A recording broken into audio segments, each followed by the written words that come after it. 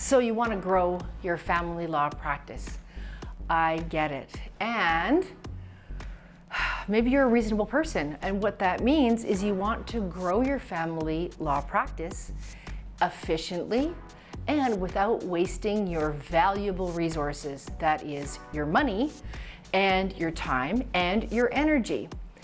So that is why I am going to share with you at the end of this 3 tips for growing your family law practice that is going to, well, grow your practice without having you waste a bunch of your time, a bunch of your money, a bunch of your energy.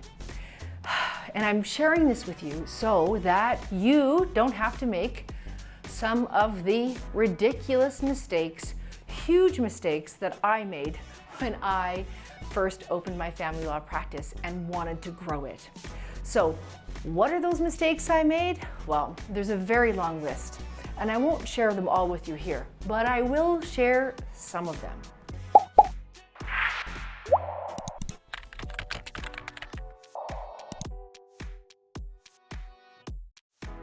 When I opened my own law practice, of course, I wanted to get to work. And what I did was I ended up purchasing a very expensive Yellow Pages ad. Now, this was 2001, yes, literally almost back in the olden days. And back then, well, people still used phone books, not so much anymore. Because I wanted to get to work, I advertised that I did all kinds of law. I did personal injury, I did family law, I did debtor-creditor law, I did employment law. The list went on and on and on. What that meant is that when people opened up the Yellow Pages, as it then was, they would look at my ad and they'd say, wow, there's a person who does all of these things. They're scattered all over the place, but they are not an expert in any one area. Now, to be clear, the only time you want to show that you do more than one area of law, more than your niche, is if you live in a very small town. If you have a one-horse town, that kind of thing, well, that'll just be fine, because if you niche down and you have a town of only a few thousand people, well, maybe the niching down won't work so well. However, in all other cases, if you live in a center, a city center, you want to make sure that you have niched. That is, you focus upon a specific kind of law. The second thing I did when I wanted to grow my family law practice was that I advertised sponsored things that where my potential clients were not hanging out. I remember one time I sponsored a dragon boat racing competition. Well, that was nice and everything, but it wasn't going to be a source of my new clients. So the thing is that avoid the mistake I made. If you're going to sponsor an event, great, but make sure when you're sponsoring that event and you have advertising up, that it is where your potential clients are hanging out. Don't make the mistake I made that way. Another thing I did was I spent thousands of dollars hiring somebody who built a WordPress site for my law firm that was so buggy and slow that when people went to look it up, first of all, it looked terrible on mobile phones too, by the way. But when they go to look my firm up, you know, when we actually Googled my firm's name, it didn't even come up. And it was so slow that people would give up and look elsewhere before they landed on my website. The point being is nobody found my website, and it was really expensive to build. You want to make sure that you use the right kind of web company to ensure that your site is fast loading, not buggy, easy to see, you name it. That's what you want to do. For my websites, I use Site Build It, also called Solo Build It. I believe in this company so much that I'm an affiliate for it because they have fast-loading websites that aren't buggy, that look great on mobile, and they have professionals that help you build those things so that you don't have to put your time, energy, resources into building a website. Because guess what? You're a lawyer. You're not a website builder. Focus on what you're good at, right? Another mistake I made was that I put very expensive ads, because somebody convinced me to, into a local newspaper, and guess what happened? I didn't get any leads whatsoever despite the expensive ad. Oh hey, it's me. Interrupting a little bit because I want videos like this to reach more people. So if you are enjoying what you see, if you're finding it helpful, please hit the subscribe button, which is somewhere up there. And also tell me, what was the biggest takeaway you had with respect to this video? Leave it in the comments below and I will answer every comment, every question, because that's what I do. Another ginormous mistake I did, and actually most lawyers do this mistake, I can't believe it, is that their advertising looks exactly the same as what everybody else's does. So what I mean by that, what I did was, well, I had, my stuffy ad in the yellow pages with, whatever, lawyerly looking stuff in behind it. When I say lawyerly looking stuff, think about scales of justice, the pillars of parliament, the stuffy suits, the libraries, the law libraries in behind you. Well, what I did that. And what most lawyers do is they unwittingly end up, well, being a goldfish in a sea of goldfish, or a Jersey cow in a field of Jersey cows. How are people going to find you if you don't stand out? I invested thousands of dollars on 2 really big marble signs that made my law office look the same as every other law office on the street. So those are just some of the do's or mistakes I made. And I promised you that I'm going to share with you 3 strategies to ensure that when you are wanting to grow your own family practice, that you don't waste your money, that you don't waste your time, you don't waste your resources at all. So here's the first thing. You want to stand out, be different.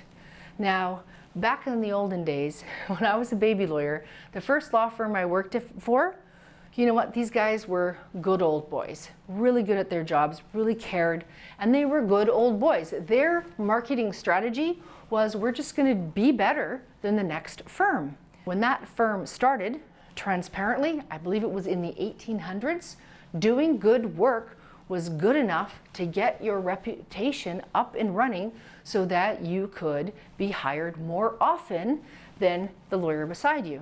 However, as time has evolved, now I'm not saying you don't do good work, because you always want to do good work, of course you do. However, how you get your potential clients to find you is by being different than the next guy. So don't have those pillars of parliament, don't have those stuffy law libraries, don't have you sitting there all stuffy in your suit. Think about what is authentic to you that makes you stand out.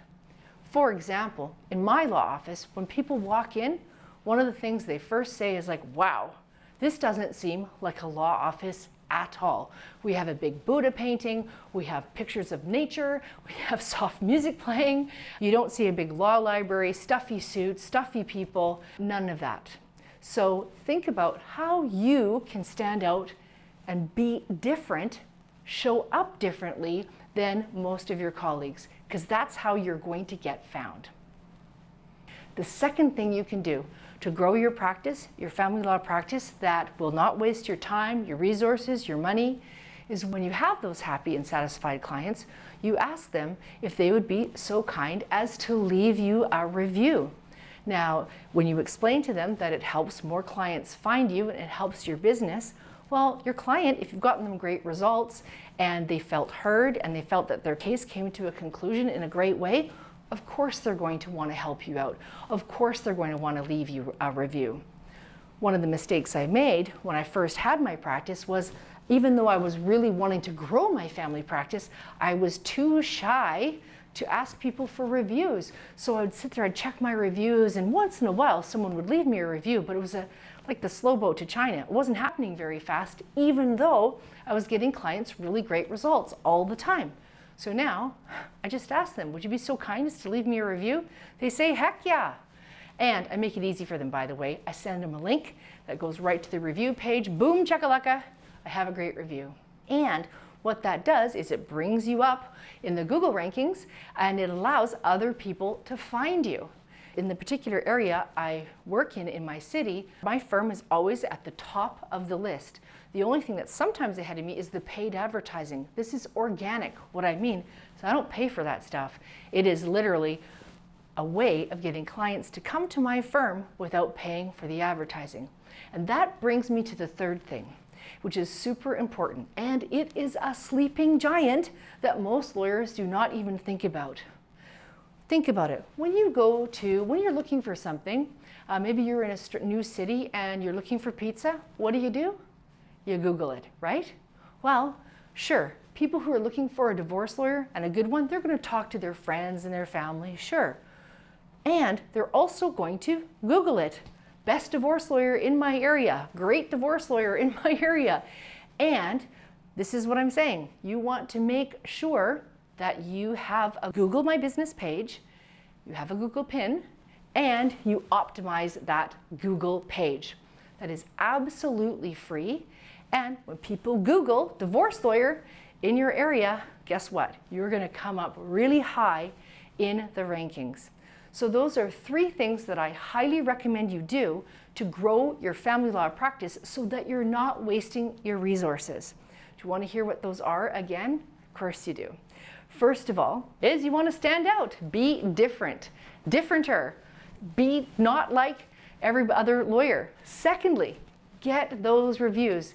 Those happy clients will pay you dividends over and over and over again if you ask them to leave you a review, and they leave you a review, helps other clients find you.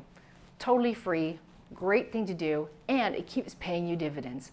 Third thing, Google My Business. Get your Google pin, optimize your Google My Business page, ask for those reviews, and watch the clients come to you. This is Val. Much, much love. If you found this video helpful, and I hope you did, please give it a thumbs up. Because if you do that, then this video will be able to reach more people. And as well, if you want to stay in closer touch with me, please ring the little bell icon so that you can subscribe to this channel. This is Val. Much, much love.